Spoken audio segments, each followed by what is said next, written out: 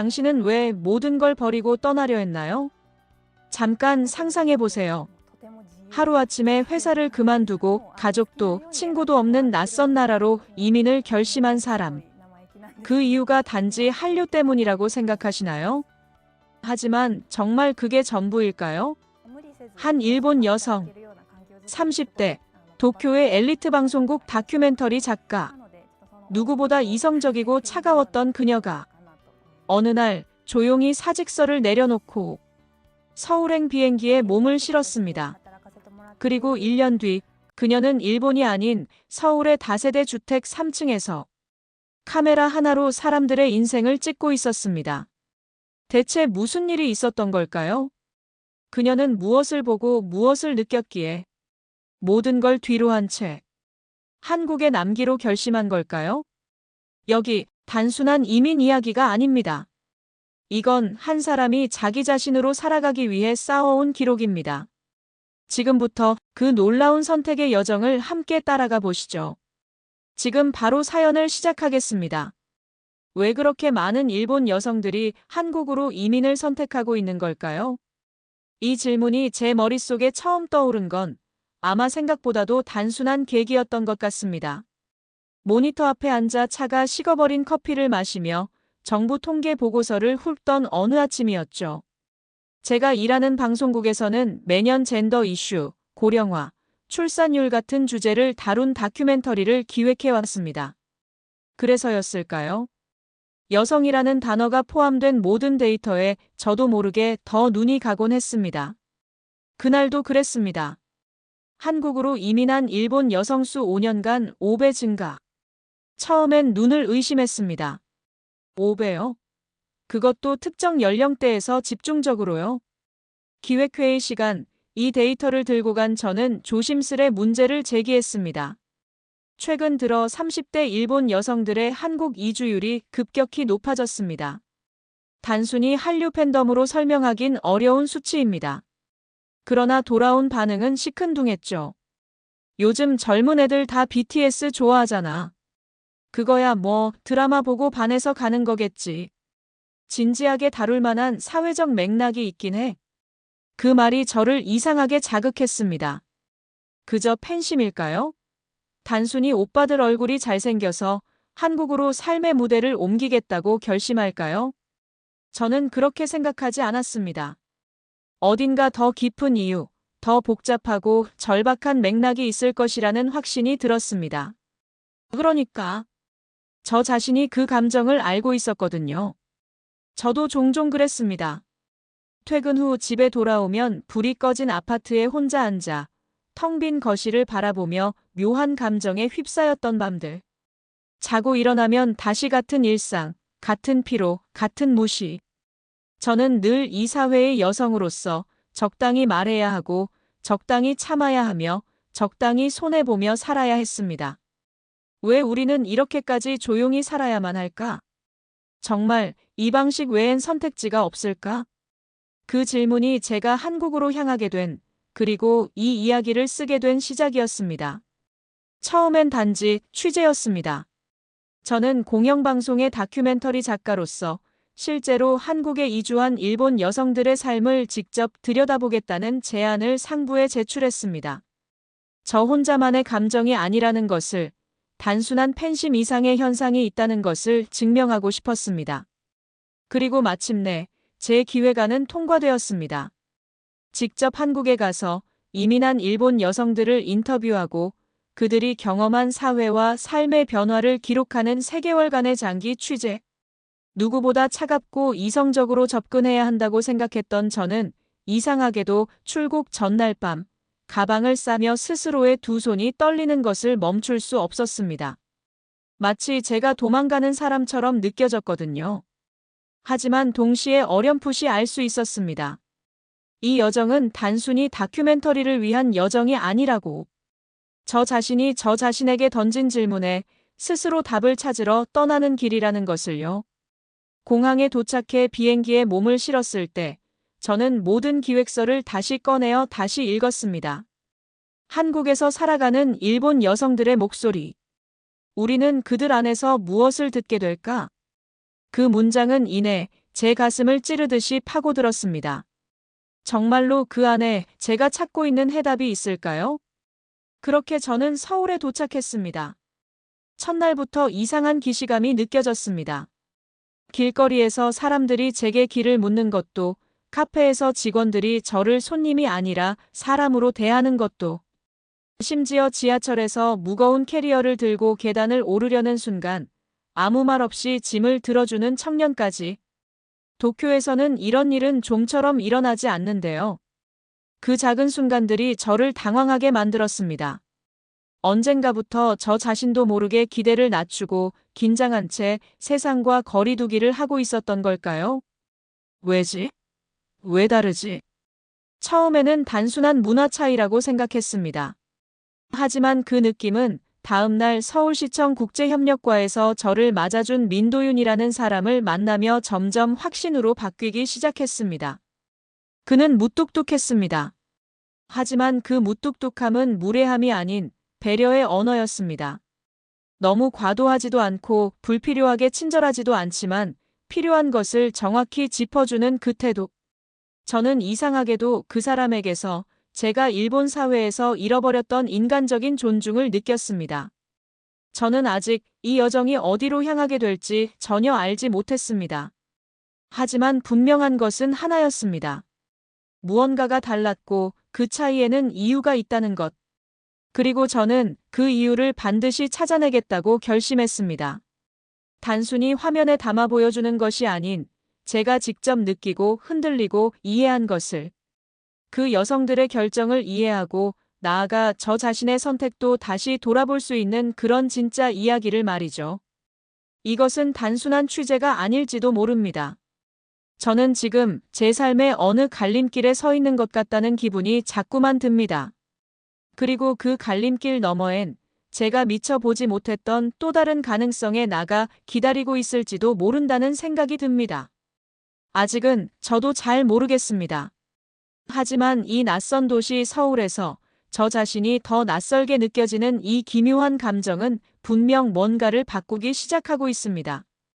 하지만 아무리 제안이 통과되었다고 해도 그 준비 과정은 순탄치 않았습니다. 사실 그보다 더 문제였던 건 제가 소속된 조직의 분위기였습니다. 한국 이민 여성? 글쎄 시청률이 나올까요? 여자들이 그냥 연예인 따라가는 거 아냐? 심지어 어떤 선배는 회의실을 나가면서 이렇게 말했습니다. 넌 요즘 너무 감정적으로 움직여. 기자라면 객관성을 유지해야지. 객관성이라는 단어는 정말 아이러니하죠. 그들은 여성들의 목소리를 직접 들어보지도 않고 그 선택에 담긴 배경을 외면한 채 단지 한류 팬심이라는 단어 하나로 일축하고 있었습니다. 그 순간 저는 깨달았습니다. 여성의 삶에 대해 객관적인 시선을 가질 수 있는 유일한 방법은 그 삶을 살아본 사람의 말에 귀 기울이는 것이라는 걸요. 그렇기에 저는 마음속으로 결심했습니다. 이 프로젝트 절대 가볍게 끝내지 않겠다. 준비 기간 동안 저는 일본에 남은 가족에게도 한국행을 이야기해야 했습니다. 어머니는 전형적인 일본식 사고방식을 가진 분이셨고 제 직업에 대해 한 번도 깊게 물어본 적 없었습니다. 하지만 이번엔 달랐습니다. 나루미, 왜 굳이 한국까지 가서 그런 걸 취재하니? 위험하지는 않겠니? 다른 주제도 많잖아. 굳이 그걸? 그 말을 듣고 저는 처음으로 어머니께 제 감정을 털어놓았습니다. 엄마, 그냥 방송 하나 만들고 오는 게 아니에요. 이건 제 스스로에 대한 질문이에요.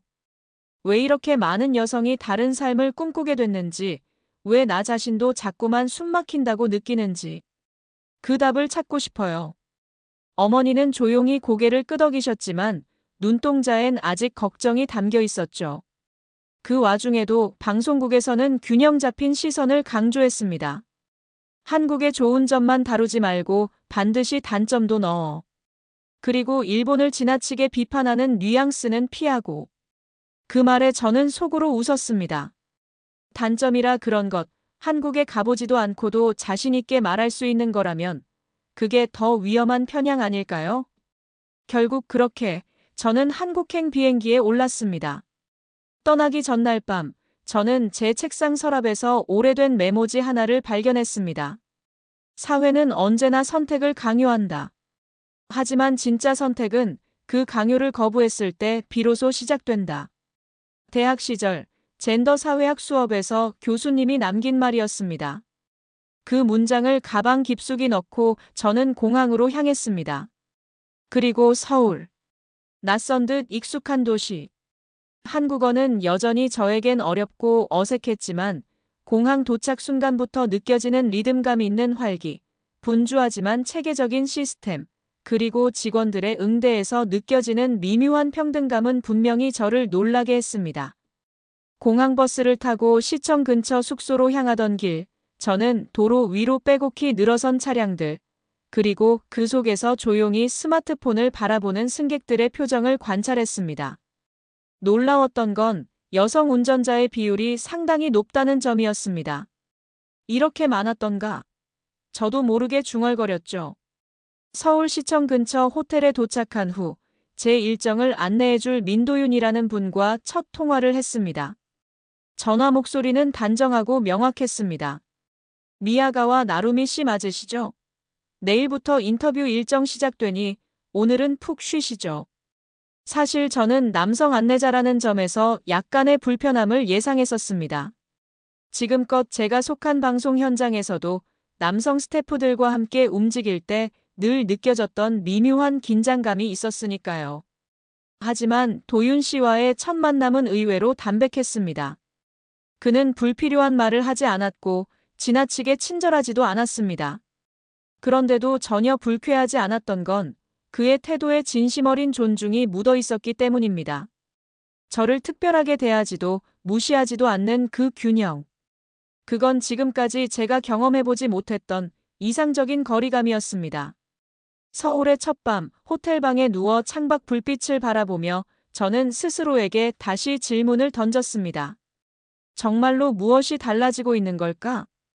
그리고 그 질문은 머지않아 수많은 여성들의 입을 통해 아주 구체적인 목소리로 되돌아오게 될 것임을 저는 예감하고 있었습니다.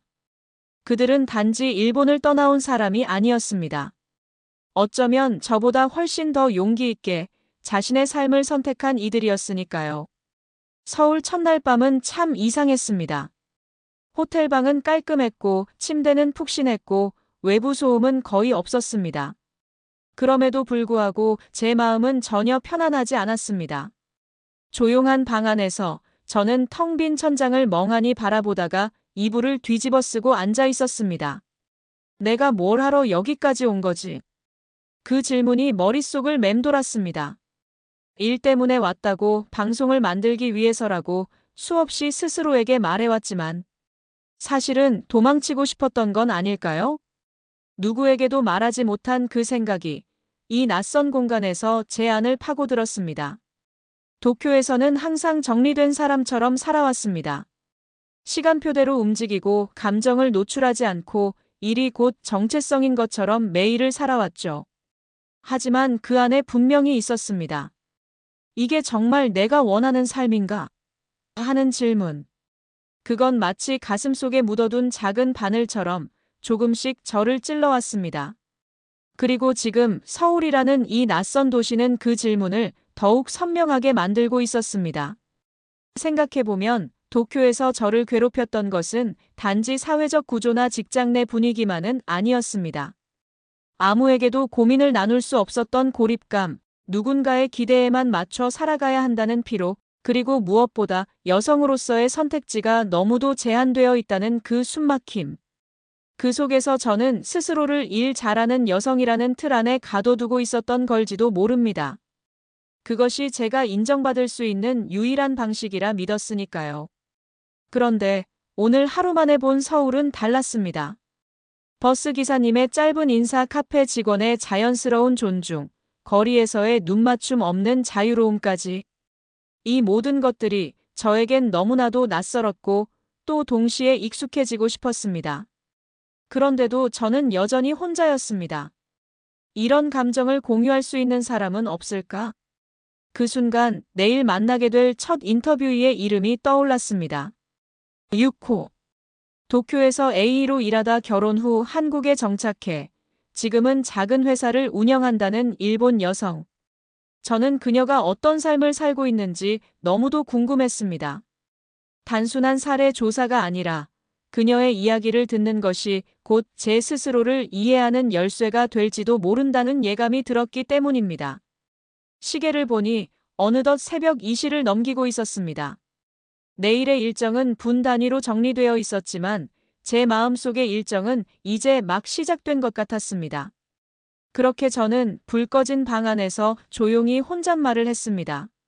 내가 정말 알고 싶은 건 그들의 선택이 아니라 그 선택의 용기야. 그 말은 마치 제 가슴 어딘가에서 묵직하게 내려앉는 것 같았습니다. 그리고 그때부터 저는 조금씩 알 수 있었습니다.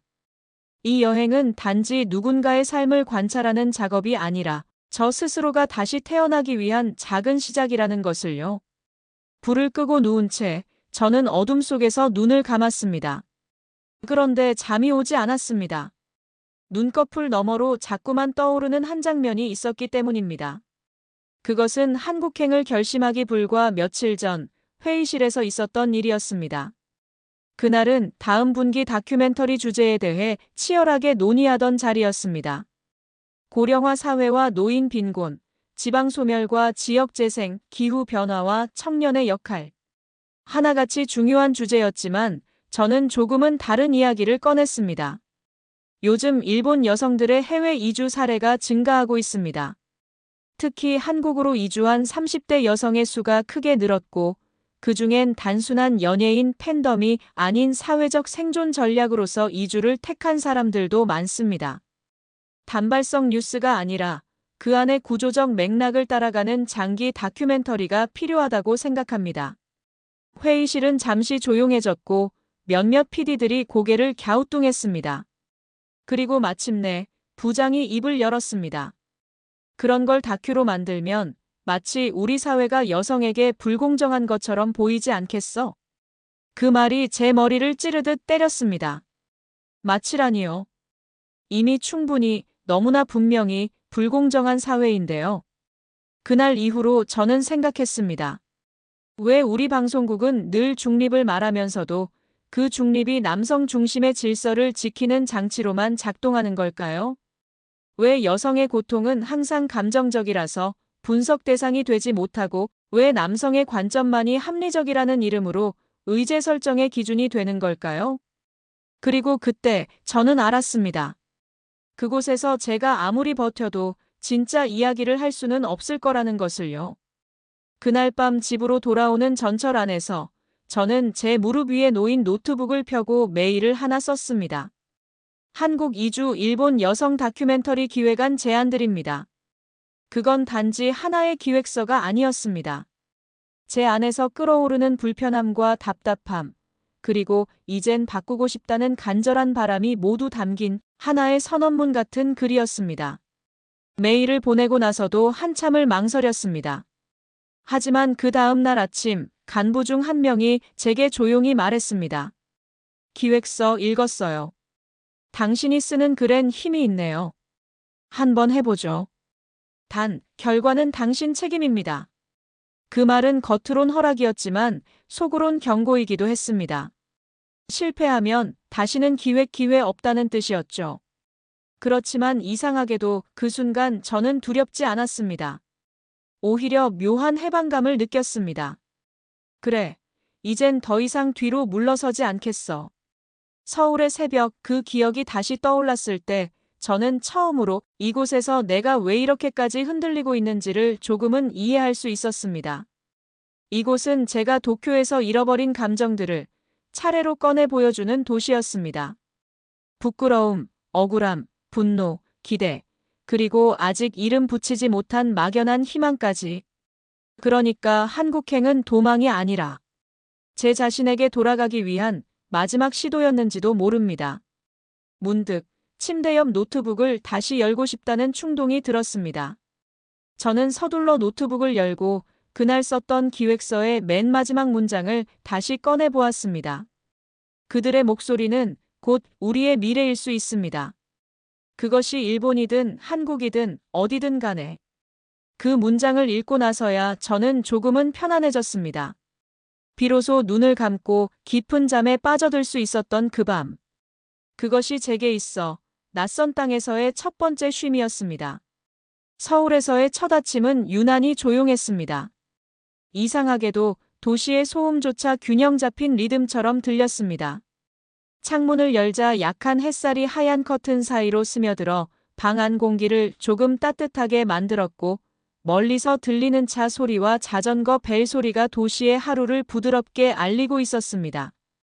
저는 일정표를 한 번 더 확인한 뒤 카메라도 없이 그냥 혼자서 근처를 걸어보기로 했습니다. 다큐멘터리 작가라는 직업은 언제나 기록이라는 습관과 함께 움직입니다. 하지만 이 아침만큼은 아무것도 찍지 않고 아무에게도 말하지 않고 오로지 느끼기 위해 걸어보고 싶었습니다. 호텔을 나서자마자 도로 옆에 작은 공원이 보였습니다. 아이들이 엄마 손을 잡고 유치원으로 가고 있었고, 한 할머니는 벤치에 앉아 손바느질을 하고 계셨습니다.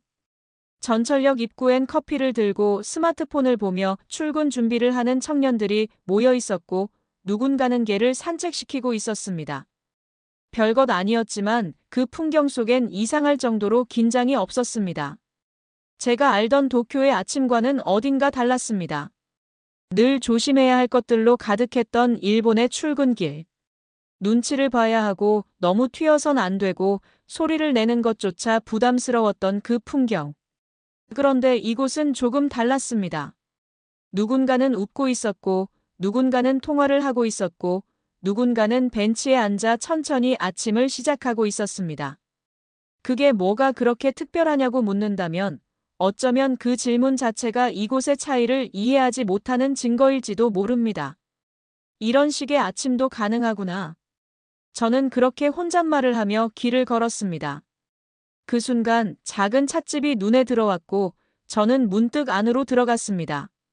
따뜻한 보리차가 나왔고 창가 자리에 앉아 창밖을 보며 조용히 마음을 가라앉혔습니다. 그곳에서 마주친 또 하나의 장면은 다정하게 대화하며 앉아있던 중년 여성 두 사람이었습니다. 그들은 옷차림도 말투도 단정했고 조용히 서로의 이야기를 들어주고 있었습니다. 그때 저는 문득 생각했습니다. 저도 저렇게 누군가와 편하게 앉아 서로의 이야기를 들으며 아침을 시작해 본 적이 있었던가? 그런 여백 같은 시간이 제 삶에는 있었던가요? 서울의 첫 아침은 저를 침묵하게 했습니다. 말을 하지 않으니 오히려 많은 것들이 들렸습니다. 그리고 그 조용한 깨달음이 저를 다시 한번 결심하게 만들었습니다. 기록하자. 하지만 흉내 내듯 기록하지 말자. 내가 진짜 궁금했던 건 숫자도 아니고 구조도 아니다. 사람의 결심, 변화의 순간, 그 감정의 떨림. 그걸 제대로 담아보자. 찻집을 나서며 저는 깊게 숨을 들이켰습니다. 서울의 공기가 이렇게 맑게 느껴질 줄은 몰랐습니다. 그리고 이상하게도 처음으로 이 도시가 제게 말을 건다는 기분이 들었습니다. 너도 괜찮아. 너도 바뀔 수 있어. 도시는 아무 말도 하지 않았지만 저는 그 말을 듣고 있었습니다. 그렇게 서울에서의 두 번째 날, 그리고 진짜 이야기를 향한 첫 번째 걸음이 시작되었습니다. 서울에서의 두 번째 날 아침, 제 가슴은 묘하게 두근거리고 있었습니다. 일정표에는 이렇게 적혀 있었습니다. 오전 11시. 6호 인터뷰 강남구 신사동. 개인 카페 인터뷰 장소. 민도윤 씨가 차로 데려다 주기로 했습니다. 차 안에서 그는 거의 말을 하지 않았고 저도 그러했습니다. 그런데 이상하게도 그 정적이 어색하지는 않았습니다. 조심스럽지만 편안한 거리감, 어쩌면 그런 게 진짜 배려인지도 모르겠다는 생각이 들었습니다. 신사동 골목길에 위치한 작은 카페. 6호 씨는 이미 도착해 있었습니다. 단정한 재킷 차림에 짧은 머리, 그리고 가벼운 미소. 미야가와 씨 맞으시죠? 반갑습니다. 저도 일본에서 다큐 보는 걸 좋아했어요. 그녀의 말투엔 오랜 외국 생활이 만든 자연스러운 여유가 있었습니다. 여기선 매일매일이 다큐예요. 저는 한국에서 두 번째 인생을 살고 있다고 생각해요. 인터뷰가 시작되자 저는 생각보다 빠르게 빠져들었습니다. 그녀는 도쿄에서 광고회사 AE로 일하며 수년간 강도 높은 업무에 시달렸다고 했습니다. 여성이 남성과 같은 성과를 내도 운이 좋다는 말을 들었어요. 고객이 너 좋아하니까 그런 거지 같은 그런 말들을 계속 듣다 보면 어느 순간부터 저도 제 실력을 의심하게 되더라고요. 그녀는 그렇게 7년을 버티다 결국 이대로는 안 된다는 생각에 휴직을 결심했습니다. 당시에는 단지 쉬고 싶다는 마음이었지만 한국 친구의 제안으로 단기 여행을 왔다가 우연히 지금의 남편을 만나게 되었다고 했습니다. 물론 처음엔 언어도 모르고 문화 차이도 컸죠. 하지만 이상하게도 이곳에서는 나답게 말해도 되는 분위기가 있었어요. 일본에서는 항상 무난하게, 조용히, 너무 나서지 않게가 정답이었는데 여긴 좀 달랐어요. 특히 여성들끼리는 감정을 공유하는 방식이 정말 놀라웠어요. 그녀는 지금 작지만 안정된 유아교육 관련 회사를 운영하고 있었습니다. 한국에서 만난 친구들과 함께 창업을 했고 지금은 일본어와 한국어, 영어를 혼합해 다양한 프로그램을 운영하고 있다고 했습니다. 가끔은 제가 일본에 있었던 시간들이 너무도 멀게 느껴져요. 그땐 늘 버티는 삶이었는데 지금은 설계하는 삶을 살고 있는 것 같아요. 큰 차이죠. 저는 그녀의 말을 듣는 동안 몇 번이나 숨을 삼켜야 했습니다. 그녀의 말이 너무도 제 이야기처럼 들렸기 때문입니다. 왜 우리는 늘 무난하게, 조용히 참아야만 했을까? 그리고 그 생각은 또 하나의 질문으로 이어졌습니다. 그럼 나는 지금 나다운 삶을 살고 있는 걸까? 유코 씨는 인터뷰 마지막에 조용히 이렇게 말했습니다. 사실 전 도망친 게 아니에요. 그저 제게도 선택지가 있다는 걸 알게 된 거예요. 그리고 한국은 그걸 허락해준 첫 번째 나라였죠. 그 말은 마치 제 안에 있던 무언가를 툭 하고 건드렸습니다. 선택지. 그 단어는 저에겐 아직도 너무 먼 이야기처럼 느껴졌습니다. 그녀와 헤어진 후 도윤 씨와 차를 타고 돌아오는 길. 차창 밖으로 흐르는 서울의 풍경이 달라 보였습니다. 도로 옆에 서 있는 고등학생, 골목에서 물건을 나르고 있는 아줌마, 출근길에 허둥대는 직장인들. 그들의 표정 하나하나에 저는 시선을 빼앗기고 있었습니다. 저들은 지금 어떤 선택을 하고 있는 걸까? 그리고 나는 과연 진짜 선택이라는 걸 해본 적이 있었나? 그 질문은 차창에 비친 제 얼굴을 바라보게 만들었습니다. 생각보다 피곤해 보였고 생각보다 외로워 보였습니다. 그리고 무언가를 아직 기다리고 있는 얼굴이었습니다. 유코 씨와 헤어진 후 저는 이상할 정도로 조용해졌습니다. 아무 말도 하지 않은 채 차 안에서 창밖만 바라보며 도윤 씨와 함께 돌아왔습니다. 그는 제 눈치를 보지 않았고 괜히 말을 섞지도 않았습니다. 그저 필요한 만큼의 거리를 유지한 채 묵묵히 운전을 이어갔습니다. 숙소로 돌아온 저는 카메라와 노트북을 꺼내려다 말고 그대로 침대에 앉았습니다. 유코 씨의 말들이 자꾸만 귓가에 맴돌았습니다. 저는 도망친 게 아니에요. 여긴 저를 그대로 받아주는 곳이었어요.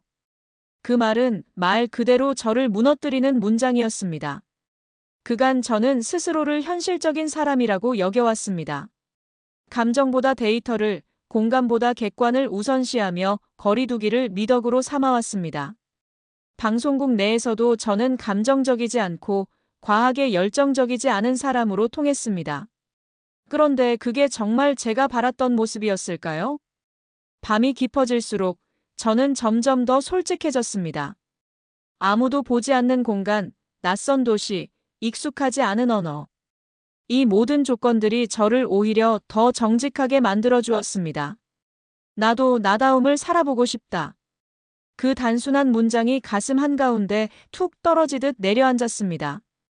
다음 날 도윤 씨는 제게 인터뷰 일정을 조율하며 또 한 명의 일본인 이주 여성 이야기를 꺼냈습니다. 부산에서 에리 씨를 만나보시죠. 간호사 출신인데 한국에 와서 결혼하고 지금은 병원에서 일하고 있어요. 육아휴직 후 복직한 케이스입니다. 육아휴직 복직. 그 단어들은 일본에서는 너무도 먼 이야기처럼 느껴졌습니다. 제 주변에서 결혼한 여성들은 대부분 퇴사를 선택하게 되었고 그 선택은 사실상 강요에 가까웠습니다. 복직이 당연한 곳이라면 삶은 얼마나 달라질 수 있을까? 저는 바로 다음 날 부산으로 향하기로 결정했습니다. 서울역에서 KTX를 타고 내려가는 길, 창밖의 풍경은 점점 바다 냄새가 나는 도시의 색으로 변해갔습니다. 그 시간 동안 저는 유코 씨의 인터뷰 영상을 다시 꺼내보며 문장을 추려나갔습니다. 한국에서 저는 버티는 삶이 아니라 설계하는 삶을 살고 있어요. 그 문장은 영상 속에서도 유난히 선명하게 울렸습니다. 버틴다는 건 단순히 살아남는다는 의미입니다. 하지만 설계한다는 건 살아가는 방식을 스스로 그려나간다는 뜻입니다. 부산역에 도착했을 때 바닷바람이 얼굴을 스쳤습니다. 서울과는 또 다른 리듬의 도시. 조금 더 느리고 조금 더 가까운 느낌이 들었습니다. 에리 씨는 해운대 근처 작은 병원에서 일하고 있었습니다. 그녀는 점심시간을 이용해 짧은 인터뷰를 수락해 주었고 병원 옆 조용한 카페에서 마주 앉게 되었습니다. 처음엔 너무 외로웠어요. 한국어도 잘 안 됐고 시어머니와도 문화 차이가 있었고 그런데 이상하게도 병원에서 일하면서 마음이 열리기 시작했어요. 에리 씨는 차분한 목소리로 이야기를 이어갔습니다. 임신 사실을 병원에 알렸을 때 사실 두려웠어요. 일본에서 일하던 병원에서는 그럼 언제까지 일할 수 있겠냐는 말이 먼저 나왔거든요. 근데 여긴 오히려 간호부장이 먼저 축하해 주시면서 복직 계획을 함께 고민해 주셨어요. 그 말을 듣는 순간 제 손끝이 살짝 떨렸습니다. 너무도 다른 태도, 너무도 다른 구조. 그 작은 차이가 여성의 삶 전체를 어떻게 바꿔놓는지를 저는 에리 씨의 얼굴에서 읽을 수 있었습니다. 물론 한국도 쉬운 나라는 아니에요. 저도 눈치 보인 적 많고 차별 아닌 차별도 느낀 적 있어요. 하지만 최소한 여기선 제가 죄송해하지 않아도 되는 여성이라는 게 느껴졌어요. 그녀의 말은 마치 제 마음 어딘가 깊은 곳을 파고드는 듯 했습니다. 죄송해하지 않아도 되는 여성. 그 문장은 생각보다 훨씬 더 큰 울림을 남겼습니다. 에리 씨는 인터뷰를 마친 후 잠시 고민하다 작은 종이 하나를 건넸습니다. 제가 가끔 혼자 정리하는 글이에요. 혹시 도움이 될까 싶어서요. 그 종이엔 이렇게 적혀 있었습니다. 우리는 사라지지 않기 위해 떠나는 것이 아니다. 우리는 더 나은 존재가 되기 위해 다른 삶의 문을 연다. 그날 밤 저는 부산 바닷가를 홀로 걸었습니다.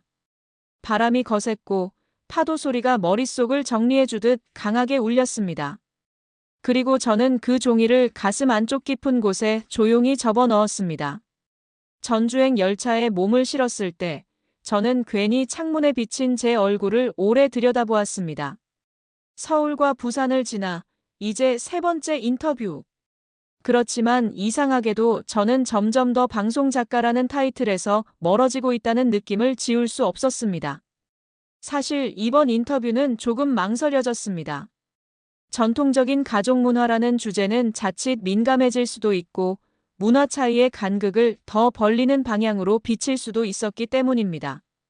하지만 도윤 씨가 조심스럽게 추천한 인물이라는 말을 듣고 저는 받아들였습니다. 아카네 씨는 치바 출신이에요. 간호조무사였고 지금은 전주에서 시부모님과 함께 살고 있습니다. 김치를 배우셨다고 하더라고요. 김치를 배웠다는 문장은 저를 조금 당황하게 했습니다. 일본에서는 전통이라는 말이 여성에게 곧 책임과 희생을 의미하는 경우가 많았습니다. 한국은 과연 다를까? 저는 이 질문을 안고 전주로 향했습니다. 기차는 논밭을 지나고 산을 지나며 조용히 속도를 늦췄습니다. 전주는 서울과는 또 다른 감각의 도시였습니다. 빠르지 않고 그러나 느긋하기만 한 것도 아닌 묘한 집중력을 가진 공간이었습니다. 아카네 씨를 처음 만난 건 전주의 오래된 한옥 거리 근처였습니다. 검정색 모직 코트에 머리를 질끈 묶은 그녀는 작은 찻집 앞에서 저를 기다리고 있었습니다. 처음 뵙겠습니다. 미야가와 씨. 전주까지 오시느라 고생 많으셨죠? 그녀의 목소리는 차분했고 어딘가 단단해 보였습니다. 우리는 찻집에 들어가 앉았습니다. 따뜻한 유자차가 나오고 저는 녹음기를 켰습니다. 일본에서는 늘 간호사라는 이름으로 불렸어요. 제 이름보다는 역할이 우선이었죠. 그런데 여기선 아카네 씨라고 불러줘요. 그게 이상하게도 저를 안심시키더라고요. 그녀의 말은 조용히 그러나 분명하게 이어졌습니다. 처음 시어머니가 김치 담그는 걸 보여주셨을 때 정말 놀랐어요. 왜냐면 손맛뿐 아니라 사람을 담아내는 과정 같았거든요. 그날 밤 전 이상하게 울었어요. 그 말을 들은 저는 처음으로 인터뷰 중 손을 멈췄습니다. 사람을 담아내는 과정이라는 표현이 너무 강하게 와닿았기 때문입니다. 일본에선 전통은 늘 부담이었어요. 대대로 내려오는 방식, 말없이 따라야 하는 룰. 그런데 여기선 시어머니가 저한테 이렇게 말했어요. 내 방식대로 해봐. 김치는 어차피 손 따라가는 거야. 그 말은 너무도 대조적이었습니다. 일본에서 저는 늘 어떻게 해야 맞는가를 기준으로 살아왔습니다. 틀리지 않기 위해, 실수하지 않기 위해 기준을 외우고 익히고 주어진 틀 안에서 움직이는 것이 당연했습니다. 그런데 아카네 씨의 이야기 속 한국은 틀리더라도 괜찮은 문화였습니다. 그곳에서 정답이 아니라 진심을 배우게 되었다는 그녀의 말은 마치 오래된 벽을 두드리는 소리처럼 저를 흔들었습니다. 물론 여기서도 어려운 일 많았어요. 언어도 문제였고 가끔은 너무 솔직한 표현에 당황하기도 했죠. 근데 아무도 저보고 그만두라고 하지 않았어요. 혼날지언정 함께 가자는 느낌이 있었어요. 그녀는 말을 멈추고 찻잔을 천천히 돌리며 이렇게 덧붙였습니다. 어쩌면 전 가족이란 게 원래 그렇게 따뜻한 건 줄 몰랐던 것 같아요. 돌봄이라는 게 누군가를 위해 희생하는 게 아니라 함께 살아가는 방식일 수 있다는 걸 여기 와서 처음 느꼈어요. 그 말을 듣는 순간 제 안에서 오래된 기억 하나가 떠올랐습니다. 아버지가 병원에 계셨던 마지막 몇 개월. 어머니는 간병을 하며 매일 새벽 4시에 일어나셨습니다. 하지만 그녀는 그 상황을 누구에게도 힘들다고 말하지 않았습니다. 저 역시도 말하지 않았습니다. 그건 어쩌면 일본 사회 전체가 강요해온 조용한 돌봄의 방식이었는지도 모릅니다. 그런데 아카네 씨는 돌봄을 함께 사는 일이라고 말했습니다. 그건 너무 낯선 말이었지만 동시에 너무도 따뜻한 말이었습니다. 그녀와의 인터뷰를 마치고 저는 한옥거리를 혼자 걸었습니다. 겨울 햇살이 지붕 사이로 내려오고 담벼락 너머로 김치 담그는 냄새가 살짝 스며나왔습니다. 그 순간 저는 마음속으로 조용히 이렇게 중얼거렸습니다. 나도 누군가와 함께 살고 싶다. 역할이 아니라 이름으로 불리면서 정답이 아니라 진심으로 연결되는 삶을 살아보고 싶다. 그것은 다큐멘터리 작가로서가 아니라 한 사람의 인간으로서 드는 너무도 조용하고 명확한 소망이었습니다. 전주에서의 마지막 밤, 저는 한옥 게스트하우스에 머물기로 했습니다. 나무 기둥 사이로 바람이 스며들고 조용한 마루에 누워 밤하늘을 바라보는 것만으로도 서울과는 다른 속도의 감각이 몸을 감쌌습니다. 아카네 씨와의 인터뷰는 끝났지만 그 여운은 쉽게 가시지 않았습니다. 오히려 시간이 지날수록 점점 더 깊게 제 마음속을 파고들었습니다. 돌봄이라는 단어, 가족이라는 개념, 그리고 그 안에서 여성으로서 감내해야 했던 수많은 말 없는 부담들. 그 모든 것이 지금까지는 너무도 당연하다고 여겨졌습니다. 저도 그랬거든요. 아버지가 병상에 누워 계실 때 어머니가 거의 혼자서 간병을 도맡았습니다. 저는 서울에 있는 동생 대신 도쿄에 남아 일을 해야 했고 명절에만 들러 인사만 하고 다시 떠났습니다.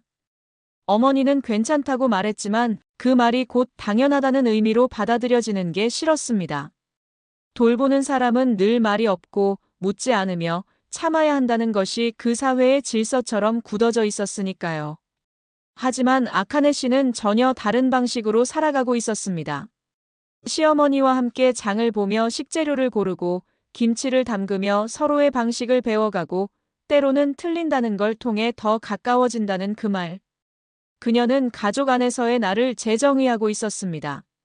무언가를 버티는 존재가 아니라 스스로 선택하고 변화하는 존재로. 그날 밤 저는 조용히 메모장을 펼쳤습니다. 카메라도 녹음기도 인터뷰 대본도 없이 그냥 제 감정만을 그대로 써내려가고 싶었습니다. 왜 우리는 돌본다는 이유로 자주 사라졌을까? 왜 우리는 사랑한다는 이유로 말하지 않았을까?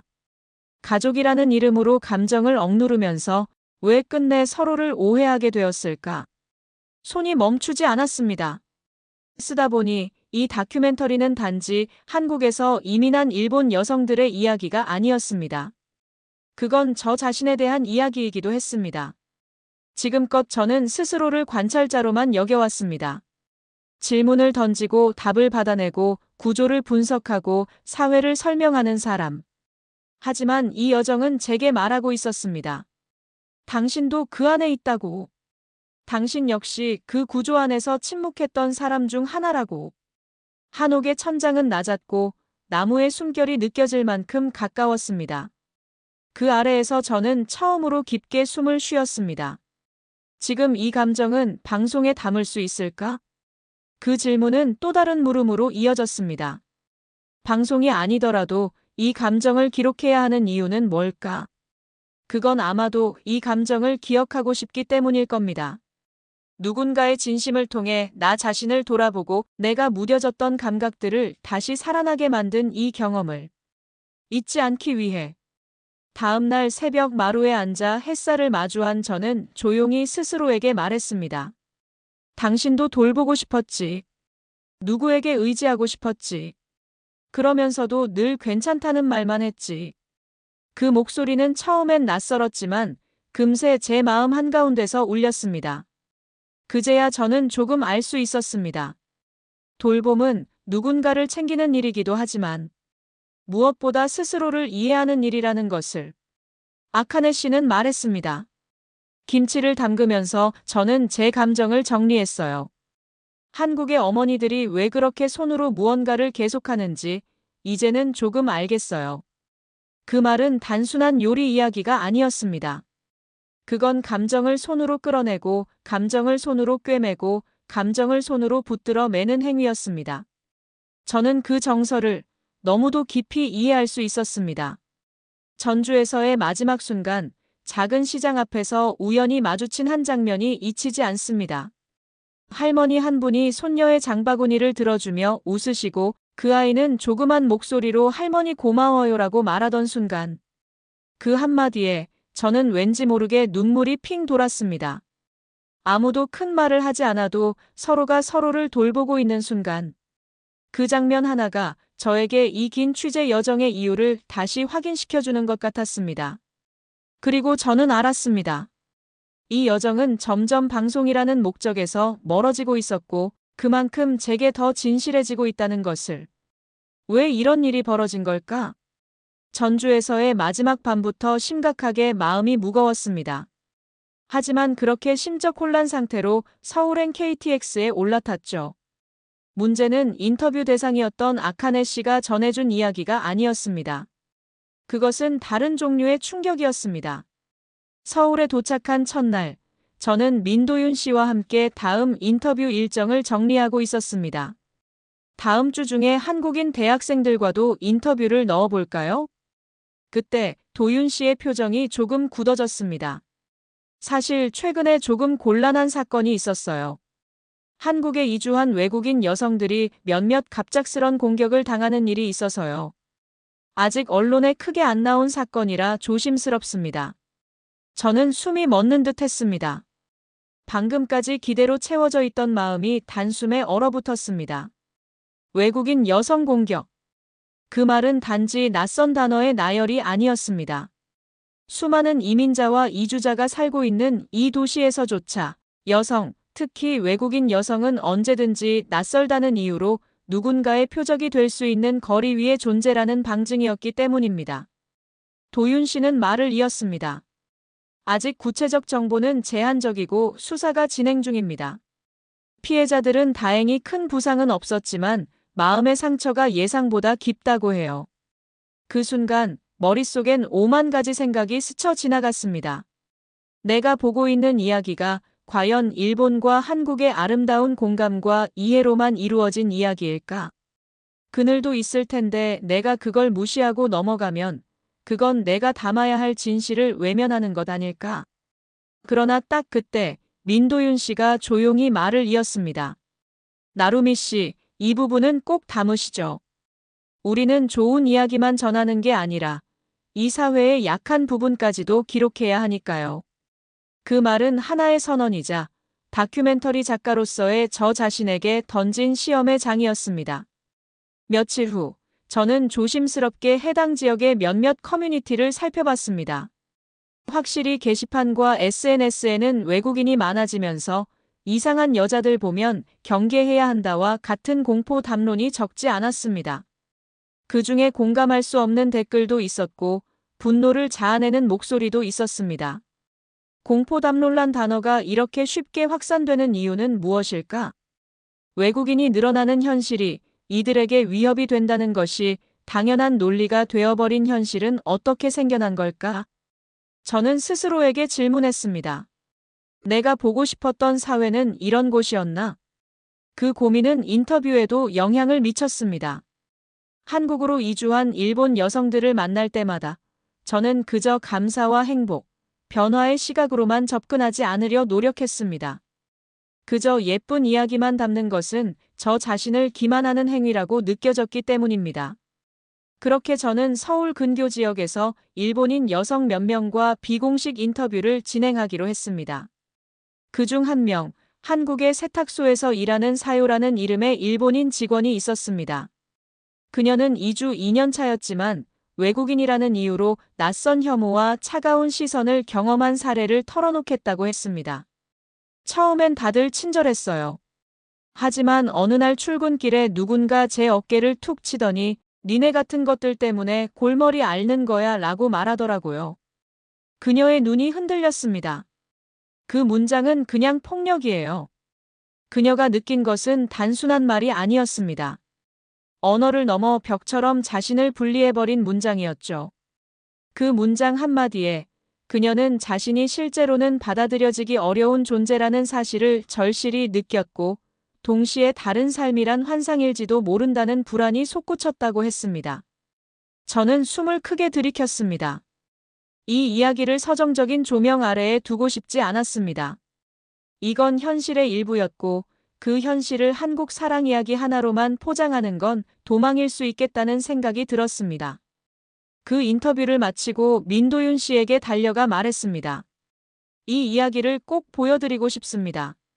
좋은 이야기만 담는 게 아니라 이 사회의 어두운 면, 그것도 여성이라는 이유만으로, 낯설다는 이유만으로 겪는 폭력도요. 그때 그가 미소를 지으며 고개를 끄덕였습니다. 맞습니다. 진짜 공감은 좋은 것뿐만 아니라 불편한 것까지 마주할 때 완성됩니다. 그 사건 이후 저는 정면으로 부딪히기로 했습니다. 촬영 스케줄은 더 빽빽해졌고 현장의 감정은 더 무겁고 카메라 앵글엔 명암이 분명히 들어갔습니다. 그제야 저는 진짜 다큐멘터리란 무엇인가? 라는 질문 앞에 서게 되었죠. 나는 누구를 위해 무엇을 보여주고 있는가? 어떤 장면은 편집할 때 가슴이 먹먹해져 손이 떨렸습니다. 좋은 기억과 변화의 욕망이 담긴 장면보다 차별받고 고립되고 분리된 채 어두운 표정으로 카메라를 바라보던 외국인 여성들의 얼굴이 더 오래 저를 따라다녔기 때문입니다. 그리고 그 얼굴들을 저는 꼭 담아야 했습니다. 그래야 제가 지키고 싶은 진실이 완성될 수 있었기 때문입니다. 편집실에서의 밤입니다.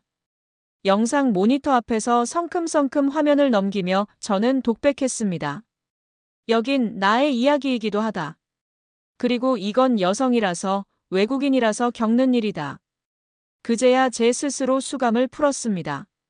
삶의 이면을 기록하는 용기만이 진짜 공감의 길을 열어줄 수 있다는 사실을.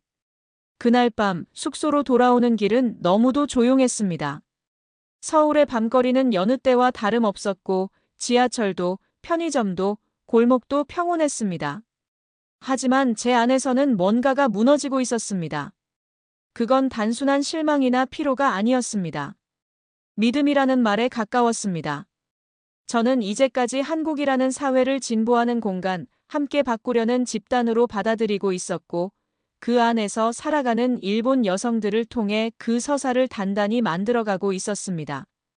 하지만 오늘 그 조용하고도 명확한 폭력의 흔적을 마주한 뒤로는 제가 믿고 있던 어떤 감정이 미세하게 흔들리고 있었습니다. 이건 내가 예상했던 이야기의 모양이 아니야. 그런 내면의 속삭임은 마치 누군가 귀에 대고 무언가를 조심스럽게 말하는 것처럼 느껴졌습니다. 그래서 어떻게 할 건데? 그 물음 앞에서 저는 입을 다물 수밖에 없었습니다. 하루 종일 머릿속에선 편집 방향과 감정적 거리두기가 충돌하고 있었습니다. 이걸 어떻게 보여줘야 할까? 시청자들은 이 장면을 어떻게 받아들일까? 혹시 내가 지나치게 한국을 미화한 건 아닐까? 그 질문들은 점점 더 날카로워졌고 저를 찌르기 시작했습니다. 그때였습니다. 민도윤 씨에게 문자가 왔습니다. 오늘 괜찮으셨나요? 그 짧은 문장 하나에 저는 이상하게 울컥했습니다. 그건 단순한 안부 문자가 아니었습니다. 그 문장에는 말하지 않아도 알아차리는 공감이 담겨 있었습니다. 저는 망설이다가 결국 전화를 걸었습니다. 도윤 씨, 오늘 제가 틀렸던 걸까요? 한동안 그는 아무 말도 하지 않았습니다. 그 침묵이 오히려 저를 편하게 해주었습니다. 그리고 마침내 그의 목소리가 들렸습니다. 나루미 씨, 오늘 느낀 그 감정. 그게 바로 이 다큐의 본질 아닐까요? 저는 한참 동안 대답을 하지 못했습니다. 그동안 나루미 씨가 인터뷰에서 끌어낸 이야기들, 그건 잘 만든 구조였어요. 하지만 지금 느낀 이 혼란은 진짜 나루미 씨가 이 이야기에 들어온 순간이라고 생각해요. 그의 말은 낯설었습니다. 하지만 그 낯설 속에서 저는 처음으로 안도감을 느꼈습니다. 그래, 나도 이 안에 있어도 되는 걸까? 객관의 바깥에 서서 말하는 사람이 아니라 지금 여기에 있는 당사자 중 하나로서도 괜찮은 걸까? 그 밤, 저는 처음으로 취재자의 자리를 내려놓고 그저 살아있는 사람으로 이 도시를 바라보았습니다. 다음 날, 저는 카메라를 들고 도심 한복판의 공원으로 향했습니다. 어느 모임에 참여한 다문화 여성들이 마스크 없는 야외 대화를 하고 있었고, 그들은 서로의 언어로 감정을 나누고 있었습니다. 누군가는 통역을 했고, 누군가는 손짓으로 의미를 전달했습니다. 그 모습이 너무도 인상 깊어서 저는 렌즈를 한참 들여다보다가 결국 셔터를 내렸습니다. 찰칵. 그 한 장의 사진이 저에게 말했습니다. 이야기란 완벽하지 않아도 된다. 흠집이 있어야 그 틈으로 진짜 감정이 들어온다. 며칠 후, 저는 사요 씨에게 연락을 해 다시 만나자고 제안했습니다. 그녀가 겪은 사건 이후 사람들과 거리두기를 하고 있다는 이야기를 들었기 때문입니다. 우리는 성북동 조용한 카페에서 마주 앉았습니다. 그녀는 초췌한 표정이었지만 담담하게 말했습니다. 사람들 시선은 여전히 부담돼요. 그런데 요즘엔 그게 저한테만 해당되는 게 아니라는 걸 조금씩 알게 됐어요. 한국 여성들도 다른 외국 여성들도 다 저마다의 무게를 견디며 살고 있더라고요. 그녀는 이어서 말했습니다. 전 그냥 보통 사람으로 살고 싶어요. 특별한 대상이 아니라 해명할 필요 없는 존재로. 그 말을 들은 저는 고개를 끄덕이며 말했습니다. 사요 씨, 그 바람이야말로 지금 우리가 만들어야 할 이야기의 중심이에요. 그날 밤 저는 취재 노트를 펼쳐 한 줄을 적었습니다. 이해는 동의보다 더 어렵다. 하지만 이해 없이 바뀌는 사회는 없다. 그리고 저는 비로소 이 다큐멘터리를 만들고 있는 이유를 다시 붙잡을 수 있었습니다. 그건 좋은 이야기를 전달하기 위함이 아니라 복잡한 이야기 속에서도 흔들림을 안고 나아가는 사람들이 존재한다는 걸 증명하고 싶어서였습니다. 이상했습니다. 눈을 감고도 한국이라는 도시의 소리들이 머릿속을 울렸습니다. 서울의 차소리, 지하철 안내방송, 가로등 아래서 들려오는 청년들의 웃음, 거리에서 마주치는 언어들. 모두가 저를 밀어내거나 저를 감싸 안거나 저를 혼란스럽게 했습니다. 그중 가장 기억에 남았던 건 바로 그 순간이었습니다. 사요 씨가 저를 바라보며 말하던 그 문장. 누군가 날 안 믿는다는 건 괜찮아요. 근데 나를 전부 하나의 종류로만 본다는 게 너무 무섭더라고요. 그 문장을 듣고도 저는 한참 동안 아무 말도 할 수 없었습니다. 그녀는 그냥 있는 그대로의 사람이고 싶다고 했습니다. 이주 여성, 외국인, 다문화 같은 단어가 붙지 않기를 바란다고 했습니다. 그녀가 말할 때 저는 무의식적으로 제 손에 들린 카메라를 내려놨습니다. 그건 아마 제가 무언가를 기록하려는 순간이 아니라 그녀의 존재 자체를 이해하려는 첫 번째 순간이었기 때문입니다. 다음 날, 저는 서울의 오래된 골목을 일부러 걸었습니다. 사람들이 말없이 지나가고 카페 안에서는 속삭이듯 대화가 오가고 문을 열고 나오는 배달기사님의 얼굴엔 피곤함이 가득했습니다. 그 모든 일상 안에는 다른 것을 이해하려는 감정 같은 건 없습니다. 그건 너무 고귀하고 고상한 일이 아니라 그냥 살아가는 것 그 자체였으니까요. 저는 갑자기 제 다큐멘터리 전체의 틀을 바꾸고 싶어졌습니다. 지금까지 저는 사례 중심의 구조를 짜왔습니다. 도입 변화 감동 결말. 하지만 지금은 아니었습니다. 감정이 결말을 밀어야 한다. 정보가 아니라 감정이 이끌어야 한다. 그 생각이 들자 저는 급히 노트북을 열었습니다.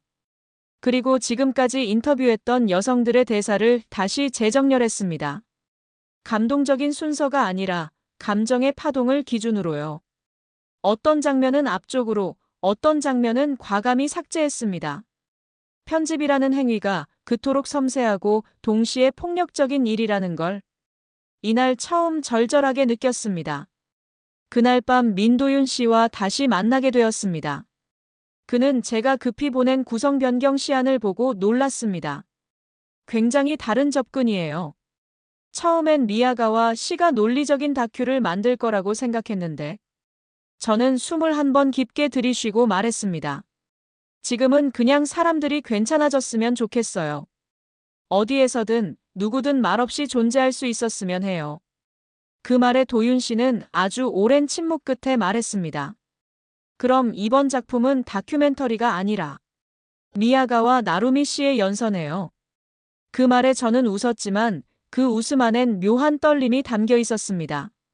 사실 도윤 씨의 말이 맞았습니다. 이제 제가 만들고 있는 건 정보 전달물이 아니었습니다. 이건 저 자신의 회복 과정이었고 사람들과의 연결이 만들어낸 하나의 감정체에 가까웠습니다. 며칠 뒤 최종 편집본을 일본 방송국에 보냈습니다. 결과는 예상대로였습니다. 편향적이다. 한국 사회를 긍정적으로만 보여줬다. 일본을 비판하는 식의 구조다. 이런 내용은 지상파로는 부적절하다. 그 비판들은 구체적이기도 했고 때로는 너무 추상적이기도 했습니다. 결국 방영 불가 통보가 떨어졌습니다. 하지만 이상하게도 저는 화가 나지 않았습니다. 오히려 묘한 해방감을 느꼈습니다. 그건 마치 오랫동안 입고 있던 정장을 벗어던지는 기분이었습니다. 딱딱하고 무게감 있는 책임감의 옷. 그 옷은 지금까지 저를 보호해 주었지만 동시에 숨 쉴 수 없게 만들었던 옷이기도 했습니다.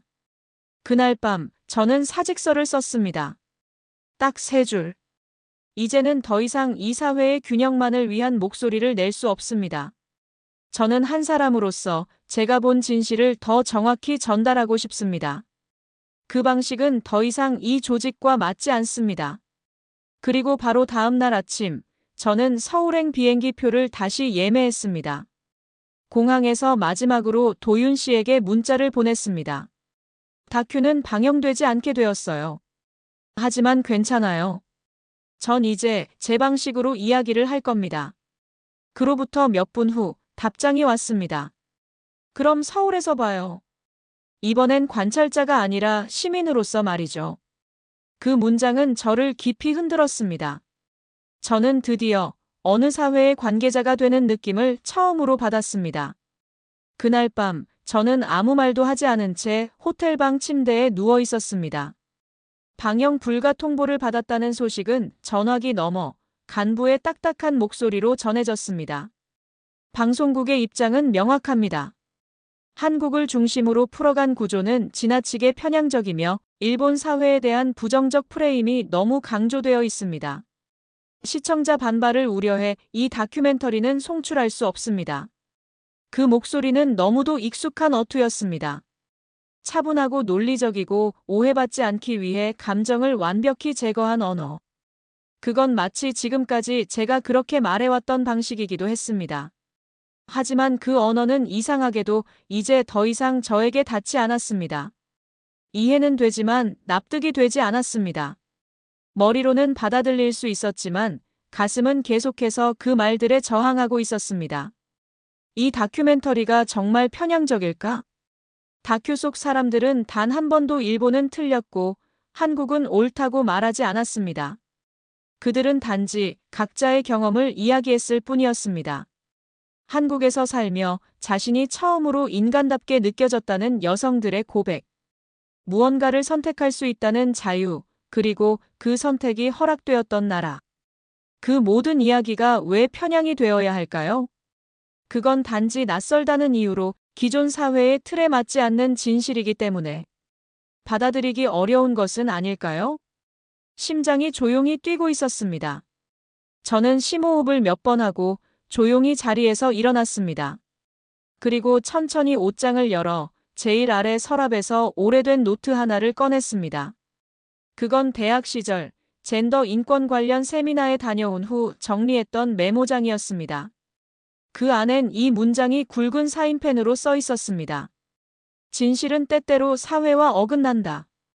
하지만 그 어긋남을 두려워하지 않을 때 우리는 조금씩 변화에 다가갈 수 있다. 그때 저는 확신했습니다. 이제는 방송이 아니라 기록이다. 공중파가 아니더라도 이 이야기는 반드시 세상에 나가야 한다. 사직서를 제출한 뒤 저는 낯선 자유와 마주했습니다. 그 자유는 해방감이기도 했지만 동시에 깊은 불안이기도 했습니다.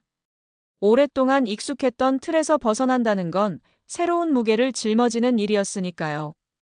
이제부터 당신이 모든 걸 결정해야 해요. 도윤 씨가 그렇게 말했을 때 저는 웃으며 고개를 끄덕였습니다. 그 말이야말로 제가 바라던 일이었지만 막상 스스로 선택해야 한다는 현실 앞에서는 손끝이 떨리고 가슴이 조여왔습니다. 내가 감당할 수 있을까? 사람들은 이 이야기를 들어줄까? 정말 이 길이 맞는 걸까? 그 수많은 질문들 속에서 저는 한 가지 사실을 깨달았습니다. 그 질문들은 모두 두려움에서 시작된 것이라는 걸요. 그리고 그 두려움은 단 한 가지 이유로 줄어들 수 있다는 것도요. 누군가와 함께라면. 며칠 뒤 저는 서울 시내 작은 북카페에서 조용히 만남을 가졌습니다. 이주 여성들, 다문화 가족, 한국 여성 인권운동가, 그리고 그동안 취재했던 일본 여성들이 각자의 방식으로 응원의 메시지를 보내왔습니다. 당신이 해준 이야기는 제 삶을 처음으로 누군가가 있는 그대로 봐준 느낌이었어요. 방송이 아니어도 괜찮아요. 우리에겐 당신이 있어요. 그 메시지들이 카카오톡으로 메일로 인쇄된 손편지로 도착했을 때 저는 처음으로 뜨거운 눈물을 흘렸습니다. 그래, 이 이야기는 방송을 위한 이야기가 아니었지. 이건 서로를 붙들기 위한 이야기였어. 그리고 저는 결심했습니다. 유튜브 채널을 열기로. 기획명은 이렇게 정했습니다. 들리는 마음, 보이는 이야기. 그 이름은 말해지지 못한 수많은 감정들을, 말없이 살아가는 이들의 존재를 조금 더 들리게 만들고 싶다는 바람에서 시작된 이름이었습니다. 기존 방송보다 훨씬 적은 장비, 훨씬 불완전한 구조, 하지만 훨씬 사람에 가까운 이야기. 그 이야기를 하기 위해 저는 서울에 남기로 했습니다. 그 결심을 하던 날, 저는 노트북을 열어 다큐의 첫 장면에 삽입할 내레이션을 썼습니다. 이 이야기는 누군가의 선택을 비난하지 않습니다. 이 이야기는 누군가의 삶을 대변하려 하지도 않습니다.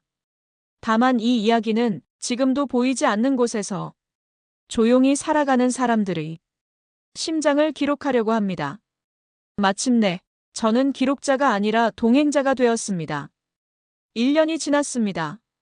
서울의 여름은 여전히 습하고 덥지만 그 안에서 살아가는 저는 이제 조금 다르게 숨 쉬고 있습니다. 그리고 지금 제 옆에는 그때는 보이지 않던 수많은 얼굴들이 함께하고 있습니다. 사직서를 제출한 후 저는 곧장 서울로 돌아와 광화문 근처의 작은 원룸에 짐을 풀었습니다. 가구도 부족했고 익숙한 냄비 하나 없이 시작된 생활이었지만 이상하게도 전혀 외롭지 않았습니다. 왜냐하면 그때부터 저는 매일 누군가의 이야기를 듣는 일이 아니라 삶으로 삼았기 때문입니다. 유튜브 채널 들리는 마음, 보이는 이야기는 그렇게 시작되었습니다. 카메라 하나, 마이크 하나, 노트북 하나로 만든 조촐한 채널이었지만 한 달도 되지 않아 뜻밖의 반응이 쏟아졌습니다. 이런 다큐를 기다렸어요. 제 이야기인 줄 알고 울었습니다. 한국에서도 이런 걸 해주는 사람이 필요했어요. 구독자 수는 점차 늘어났고 무엇보다 이메일을 통해 수많은 여성들이 사연을 보내오기 시작했습니다. 방글라데시에서 온 대학원생, 카자흐스탄 출신의 세댁, 전북 군산에서 작은 한식당을 운영하는 중국계 여성, 그리고 서울 은평구의 탈북 여성까지. 그들의 이야기는 국가와 언어를 넘었고 차별과 생존이라는 단어 대신 존재와 회복이라는 메시지로 이어지고 있었습니다. 저는 이제 카메라를 들고 전국을 돌아다니며 그들의 이야기를 듣고 기록하고 그리고 무엇보다 함께 울고 웃는 사람이 되었습니다. 이제 저는 방송국의 프레임 속에 있지 않습니다. 편집회의도 시청률 보고서도 검열도 없습니다. 그 대신 매일 새벽마다 이야기를 전해줘서 고맙다는 짧은 댓글 하나에 눈물이 나올 것 같은 하루를 시작하게 됩니다. 민도윤 씨와의 관계도 많이 달라졌습니다. 그는 여전히 시청 공무원이지만 종종 저의 일정에 자원봉사자로 함께하며 영상에 자막을 붙이거나 자료 조사까지 도와주고 있습니다. 어느 날 제가 그에게 이렇게 물었습니다. 도윤 씨, 왜 아직도 저 도와주시는 거예요? 그는 잠시 말없이 웃더니 대답했습니다. 당신이 처음 서울에 왔을 때 혼자라고 느끼지 않았으면 좋겠다고 생각했어요. 그 마음이 아직도 남아있어서요. 그 말은 참 조용했지만 제게는 함께 살고 있다는 실감으로 남았습니다. 그리고 이제 저는 돌아가지 않는 사람이 되었습니다.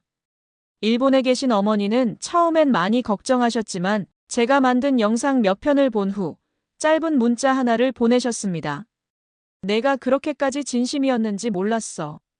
건강하게만 있어줘. 그 문자 하나에 저는 조용히 화면을 닫고 창밖을 한참 동안 바라보았습니다. 이제 저의 하루는 아주 단순합니다. 카메라를 메고 길을 나서고 사람을 만나고 눈을 맞추고 그들이 어떤 삶을 살아왔는지 들으며 조심스럽게 기록합니다. 그리고 밤이 되면 영상 편집을 하며 그 이야기들을 하나하나 이어붙입니다. 그건 마치 세상 곳곳에 흩어진 마음의 조각을 모아 하나의 큰 지도를 그리는 작업과도 같습니다. 그 지도에는 국경도 없고 직업도 출신지도 중요하지 않습니다. 단지 살아있는 사람이 서로를 이해하려는 길이 그려져 있을 뿐입니다. 요즘 저는 자주 취재를 시작하기 전 작은 종이에 이 문장을 적어 넣습니다. 진짜 내가 되는 길은 멀리 있는 게 아니었다. 서로를 들여다보는 일, 그리고 존중하려는 마음. 그게 이곳에 있었을 뿐이었지. 이제 저는 묻지 않습니다. 어디에서 왔는지, 왜 떠났는지, 어떤 선택을 했는지. 그 대신 저는 그냥 묻습니다. 당신 괜찮으세요? 그 물음 하나로 누군가의 하루가 달라질 수 있다면 저는 오늘도 이 길을 계속 걸어갈 것입니다.